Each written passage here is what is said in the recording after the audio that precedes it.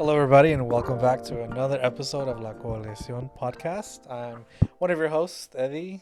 And I'm Hector. And I'm Yaz. It's been such a long time. A lot of things have happened. I've had a baby since then. So, Yay. welcome back. It's been like 4 or 5 months since we have had another episode.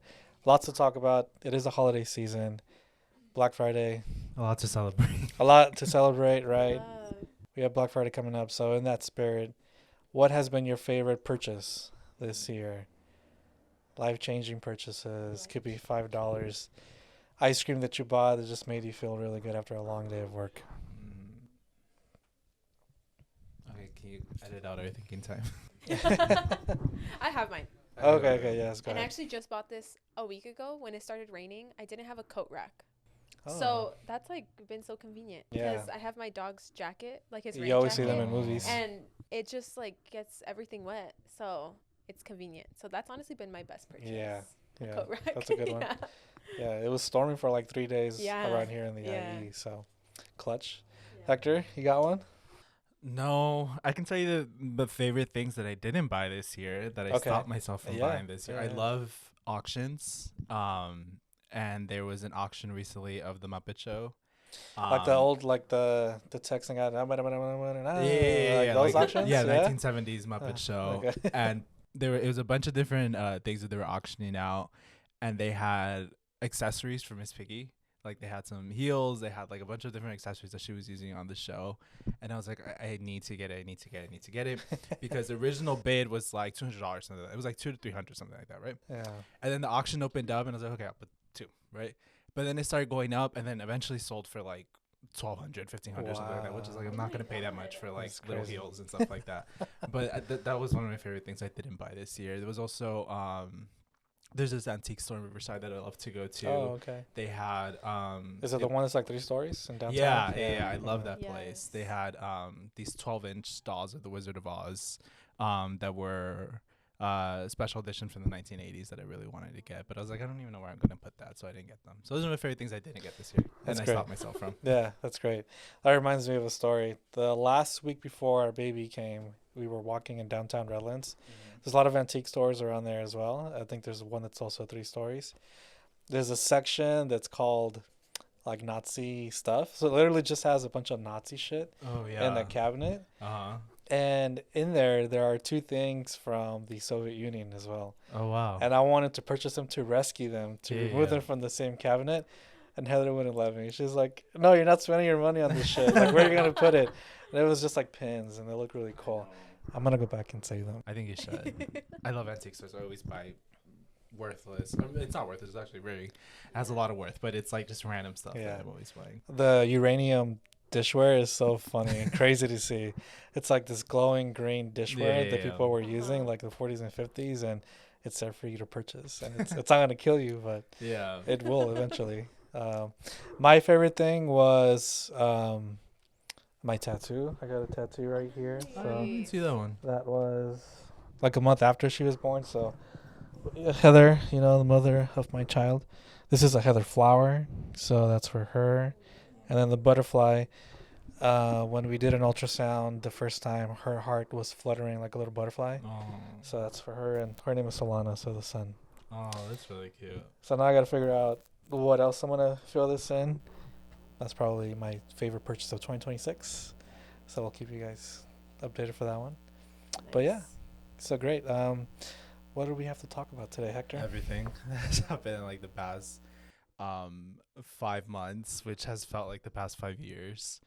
I don't know. There's so much that we have to talk about. And in advance, in the words of my new favorite senator, Kennedy of Louisiana, I apologize for all of the mean and ugly and accurate things that I'm gonna say on this podcast.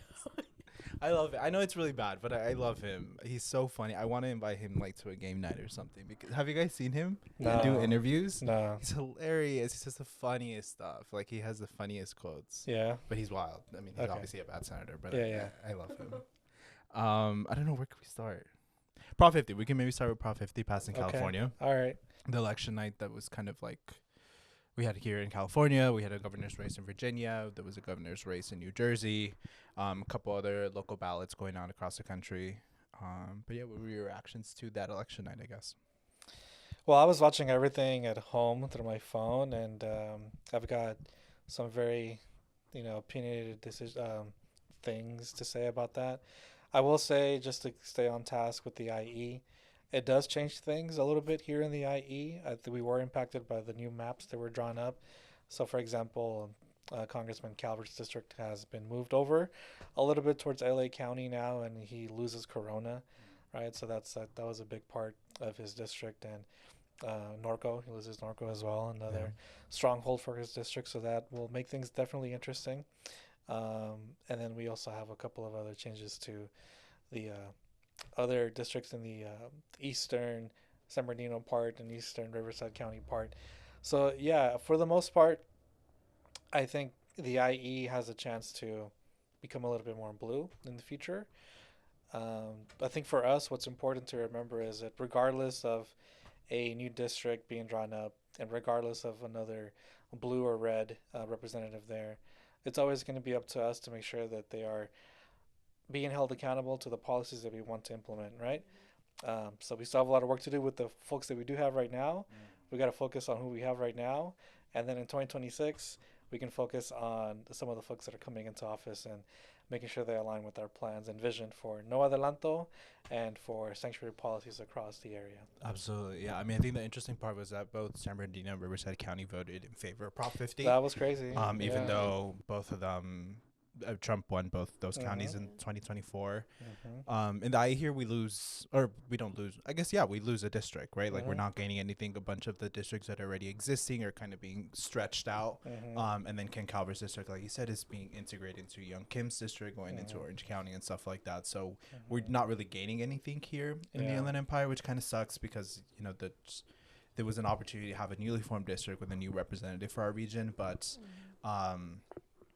obviously, that's not going to be the case now with Prop 50. I think with some of the other races that were going on, I mean, I don't put too much weight in them. A lot of people were saying that it was like this like blue wave and like this huge retaliation against Trump. I mean, I think we saw the same thing a couple years ago when Glenn Youngkin won that governor's race in Virginia, right? And everyone was like, oh, and that was towards the beginning of Biden's presidency, and everyone was like, oh, this is like the new Republican Party, right? Like Glenn Youngkin has won. He's kind of like the Trump policies, but not the Trump manners and the Trump rhetoric and stuff like that, and everyone was putting their weight into like, this is where the Republican Party is going, and obviously that is not where it went. Like, we came back to Trump, right? So I don't put so much weight into the election nice to happen. One of the huge elections was obviously Zohran Mamdani won in New York City, which can we get one like that over here too, please? No. I No, know. you can't. I know. Did you have any takeaways from Yeah, election I night? mean, it was cool. I went to vote in person. Well, I just dropped off my ballot because my sister actually just had babies too. The So it was right actually twins. twins. Congrats. Yeah. Crazy. So they were born like 2 days before the election. So I was like, election? let me go Okay. drop off my ballot real Cool. quick before I go to the hospital. And there was a long line. And usually, like, when I go to vote in person, I don't really see, like, super long lines, like, right there in Rubidoux specifically. So it was really nice seeing that. And, like, people were waiting. I think it was even, like, raining that day, too. So I was really happy to see that. Yeah. People going out. And then how did it go with the canvassers? It went good. So ICIJ had a team of canvassers throughout kind of San Bernardino County. We were mostly focused on like Fontana and San Bernardino City. Just doing basic voter engagement, letting folks know that there was an election that was coming up and they should go out and vote whether they're in favor or opposed to Prop 50. They reached thousands and thousands of doors in the Inland Empire, which we were super proud of. We had a huge team that was out there basically every day of the week. And likewise, we had other partner organizations that were doing the same kind of works in Riverside County. And so I think that kind of voter engagement activity was what really drove up the participation in that election night. And I mean, ultimately, like we said, Riverside and San Bernardino County voted in favor of Prop 50, which was, a significant shift, right? Or at least an interesting one from 2024. Yeah, and you mentioned Mamdani, right? Like, if you've been following his election and lead up to it, doing interviews on the street with some people, and some people were like, I voted for Trump twice, and now I'm voting for you, right? And it's interesting that, again, in the IE, like you mentioned, we went from voting for Trump, both counties, to now voting for Prop 50. So it's really interesting where we are now. I think it's very confusing. It's super confusing. It's hard to get your finger on the pulse as to like what is going to happen in 2026 for the midterms. I think some folks are feeling optimistic about taking over the House again. I think it certainly looks that way, but you never know. Yeah. You really don't. There's so much going on in the world. We have Venezuela, Trump threatening to go to war with Venezuela, right? Threatening to go to war with Mexico and having, cartels designated as terrorist organizations. Mm-hmm. There's a lot going on, so I think the world will change drastically in the next couple of months just because everything has been slowly but surely leading up to big climactic things. Mm-hmm. The jobs reports, they're non-existent. The economic reports, they're non-existent. Everything is okay. Just don't look under the table. Everything is fine. It's like that meme with the dog in the burning house. This is okay. We're fine. Yeah. That's how it feels like we're all in this burning house right now, and we're just pretending everything is okay. Yeah. And eventually shit's going to hit the fan. Yeah, no, I mean, and that's a perfect segue to the other thing I was going to bring up that was huge that happened these past couple of months was the government shutdown, right? That's why the jobs reports were late or in some cases non-existent because of the shutdown. You don't have the agencies putting in that work to publish these reports. And the government shutdown lasted for 40 days, ended abruptly when a couple of Democratic senators caucused together, and I don't want to say make a deal because make a deal is very generous to them. I think they were idiots because nothing was promised to them, nothing was given to them. They just kind of said 40 days is enough for us. They even said, we put up a good fight for 40 days, which newsflash, you have 4 years. You don't have 40 days that you need to be fighting. You have 4 years. And if you can't fight for 40 days, then you should not be in office and you should resign immediately. I know a lot of them have announced that they're not going to be running for re-election, but I think they need to go now. Yeah. But yeah, we had the government shutdown, a huge fight over Affordable Care Act subsidies that Republicans were negating, renewing. And now there is no promise that there's going to be even a vote on healthcare initiatives.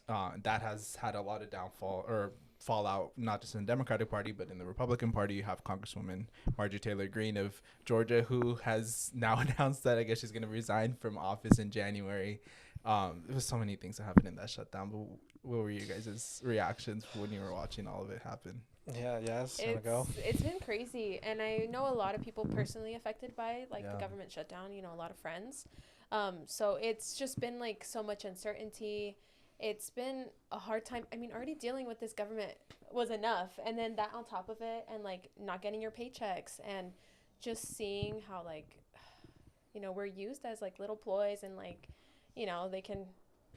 It's just insane to see that happen. Absolutely. And then right now during the holidays too, it's so hard. SNAP benefits cut. I mean, yeah. The beautiful thing though is the community power though. We've been seeing a lot of people can I donate food? Can I donate this? Whatever you need. We're getting clothing donations, food donations. So, I mean, that's a good thing because I mean, at the end of the day, as we always say, el pueblo salva al pueblo. That's just how it's always gonna be.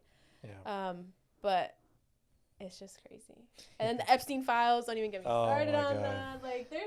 There's too much breaking news. I know. You guys. Yeah. One episode, and I think I've mentioned it before, I want to have just a tinfoil hat episode where we all wear tinfoil hats and we just talk about some of the conspiracy theories out there. We should. Even though I feel now more so, they're not really conspiracy theories, especially when we're talking about Epstein. Yeah. It's just the truth. Uh-huh. Trump and him are like this. They were like this. They were exactly. best buddies. Yeah, so I feel so what we did, right, we had a couple of donation drives.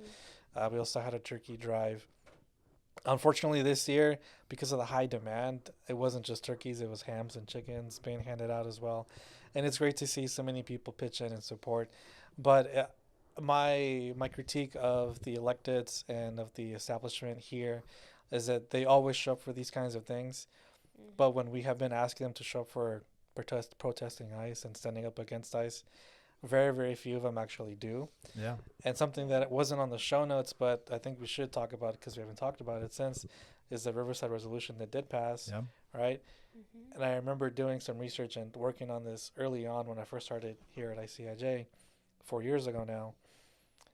During the first Trump administration, there were many different cities tried to pass a sanctuary policy. And they all failed, except for, I think, Palm Springs, maybe? Or they had a vote on it. Riverside tried, shut down. Rialto tried, shut down. But now we're seeing other cities step up and actually pass something here in the IE, which is awesome.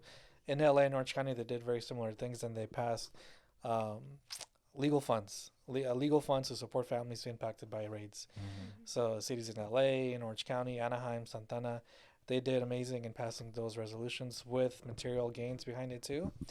We passed something similar in Riverside for enforcement and keeping our community safe. So maybe you want to share how that night went and just share more about those efforts. Yeah, I mean, just for further context, it was a local resolution for the city of Riverside that we passed that was kind of bringing the city of Riverside into compliance with state law, because at that point, and we can talk about this after too, SB 805 and SB 627 had passed. So it was kind of giving some guidelines for Riverside PD to be able to assist folks in, seeking accountability through those laws.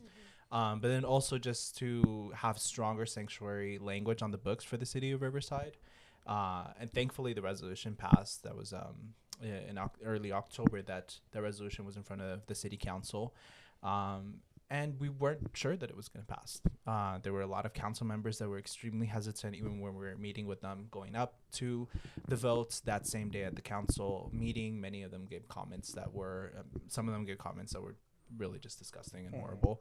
But some of them gave comments about having real conflicts about whether this is something that is actually going to be helpful for residents in Riverside. But I mean, ultimately it passed, which is great. And we want to continue working with many more cities in the IE.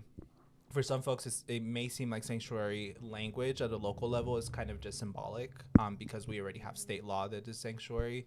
But it's actually really meaningful because there's a lot of agencies that are operated by cities. There's a lot of personnel that the city employs that are not fully aware of how state sanctuary law works, and they need that kind of guidance at the local level, and they need assistance from their local PDs to be able to have, actual pathways of accountability, right? Like state law only works if there's people on the ground having an eye on the activity that's going on and having some meaningful tools for implementation, right? And so that's really the purpose for sanctuary law and why we want to continue doing these with the different cities across the IE.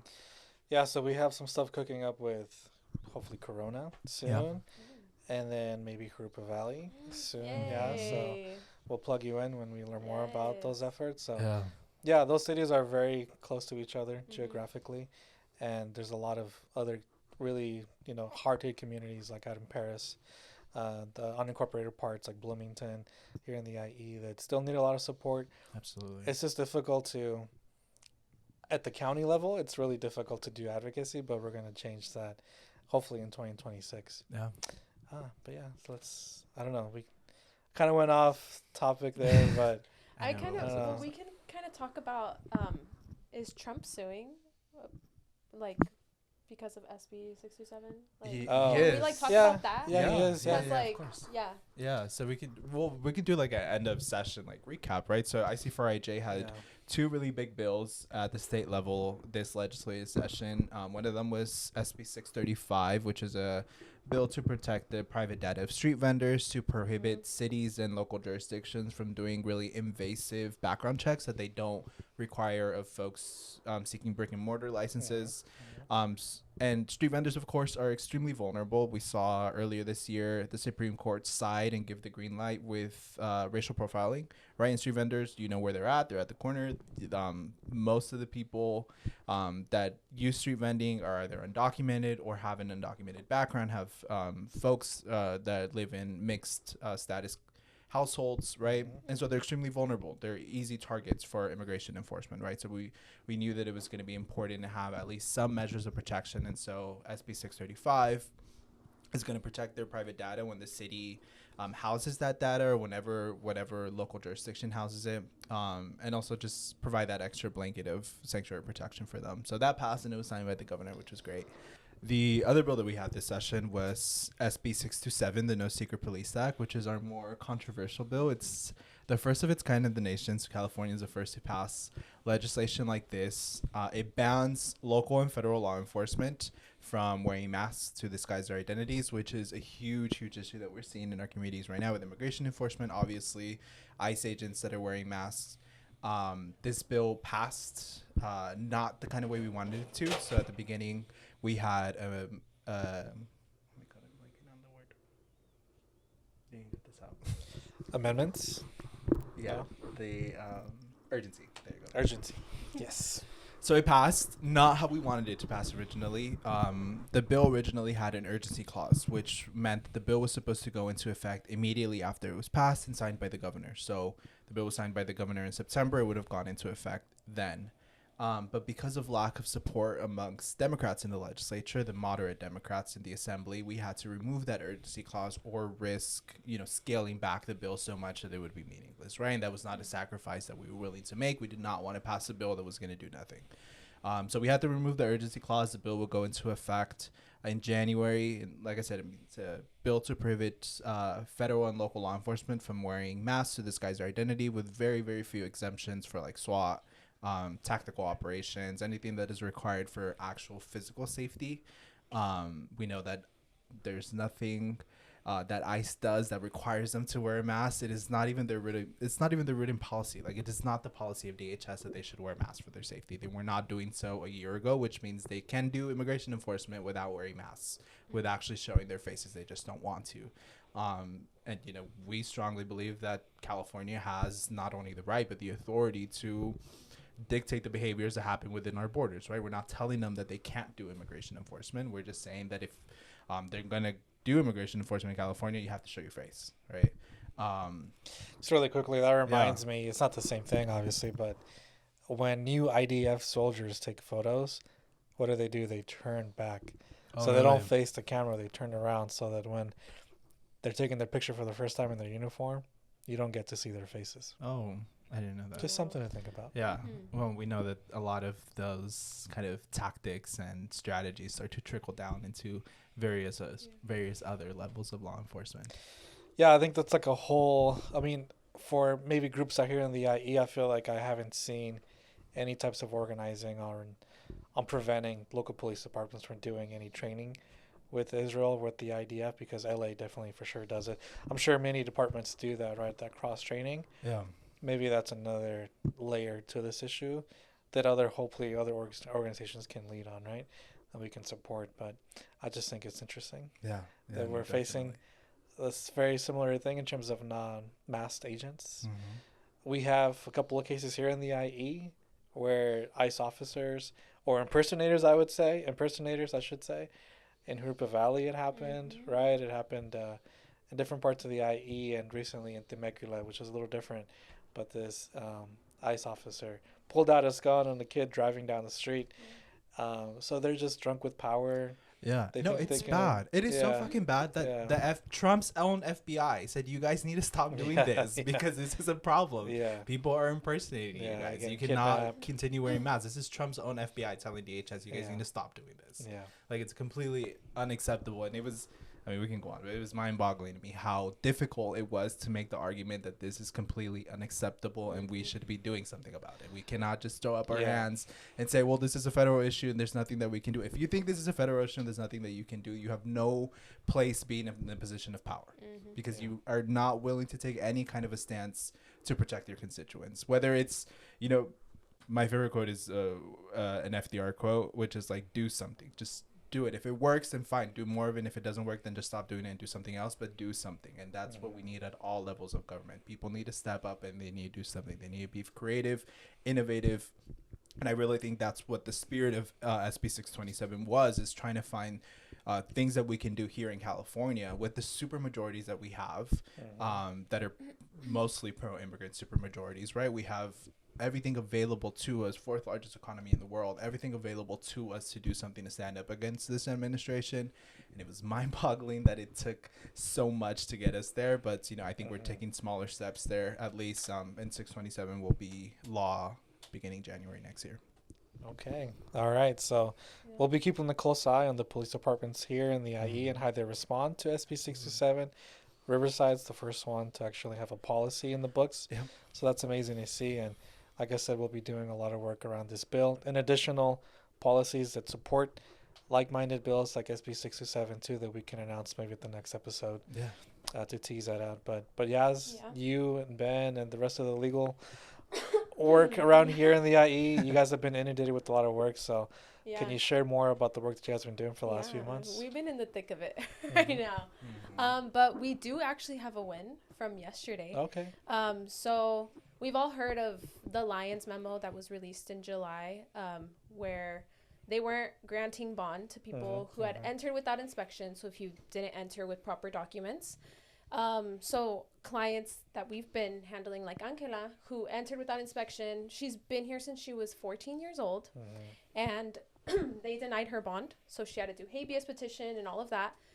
So it was first an ICE memo and then BIA decision. And actually a federal judge from Riverside County, I think her name's Sykes, just struck that down. So now people are going to be eligible for bond again. Yeah. So that's huge news, because that's huge. thousands of people here in Adelanto that, you know, we go and we do intakes, consultations, but we're like, there's really not much we can do unless you do habeas. Yeah. Right. So this is going to help so many families here in the IE. And, you know, we're really glad that this is happening, because they had been granting bond for decades, you know, like all of a sudden. Right. They're just making it harder. Yeah. But I mean, the good thing is that habeas was working, is still working. So now, you know, all these families will be able to get, you know, released and be reunited. So that's going to be great. And there's been a lot changing. There's new naturalization requirements for the civics exam. It's longer now. So that's getting people more worried. Yeah. You know, everything's changing so quick. Fees are changing so quick. Everything's Going up. And the process is all over the place. There's no rules, regulations. All of a sudden, they just want people's money, but they don't even know how to manage or handle or accept these payments. So it's really frustrating.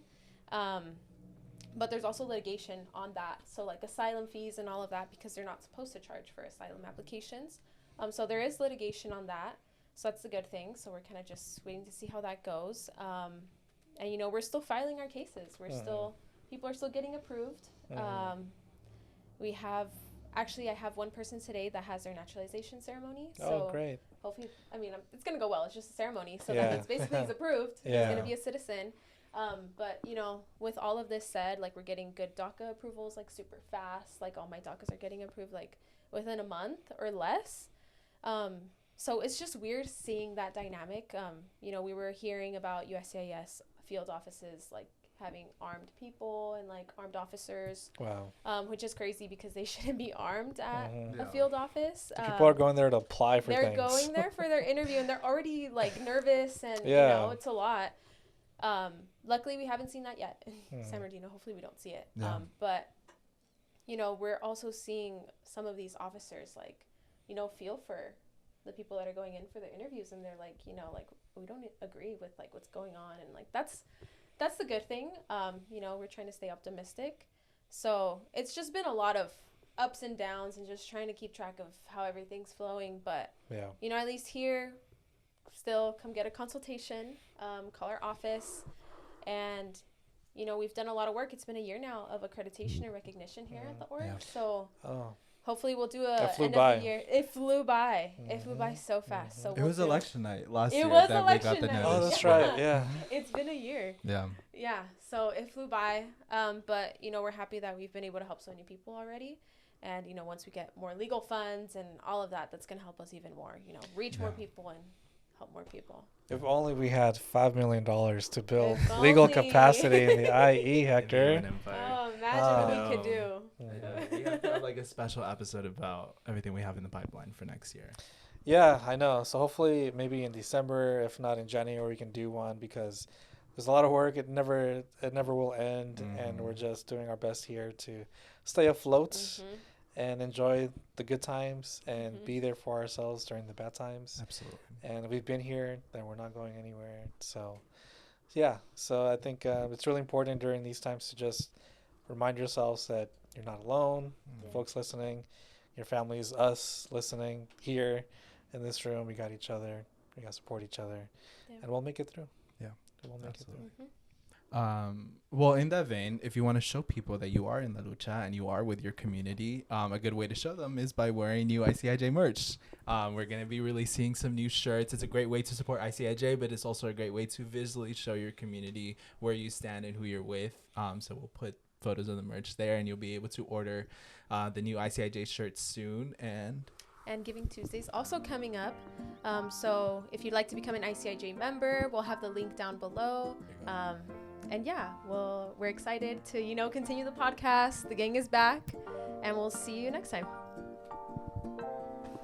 Cool.